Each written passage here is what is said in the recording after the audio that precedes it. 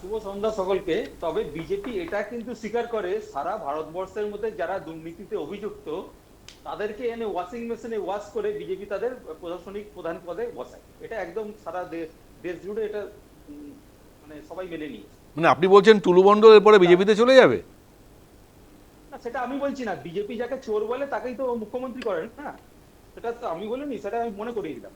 আর এখন টুলু মণ্ডলের যিনি আশ্রয়দাতা তিনি তো এখন বিজেপির আশ্রয়ে আছেন না। এখন সেটা বলতে পারবেন বিজেপির অ্যানেক্স বিল্ডিং যেটাকে বলে, অ্যানেক্স মানে হচ্ছে ওই ভালো তৃণমূল, মানে পারিবারিক সমস্যা। এখন এটা তো বিজেপি পারিবারিক সমস্যা, কি করে মেটাবে? দাঁড়ান, আরো খেলা বাকি আছে, দিল্লিতে খেলা চলছে, এখন আদালত আছে।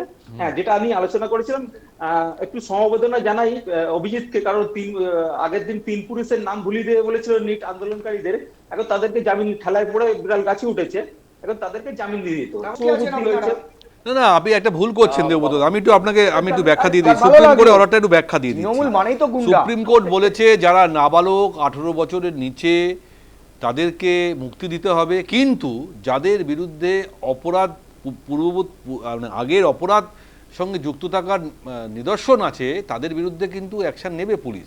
সে কারণে সরকার কিন্তু আবার একটা নোটিশ দিয়েছে, এর মধ্যে 6 জনের পূর্ব অপরাধের মাপকাঠি তারা কিন্তু পড়ছে, ফলে সরকার কিন্তু তাদের ছেড়ে দেবে না।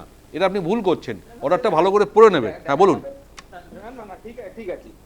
আর এই প্রাতিষ্ঠানিক দুর্নীতির যারা বারে বারে কথা বলছিল, এখন প্রাতিষ্ঠানিক দুর্নীতিগ্রস্ত লোকেদের তো নিয়ে বসে আছে না। কদিন আগে যাদের দুর্নীতিগ্রস্ত বলছিল তাদেরকে তো এখন মানে গরু চোর, মানে যারা, তারা তো প্রকাশ্যে সুকান্ত বাবু বলেছিলেন গরু চোর।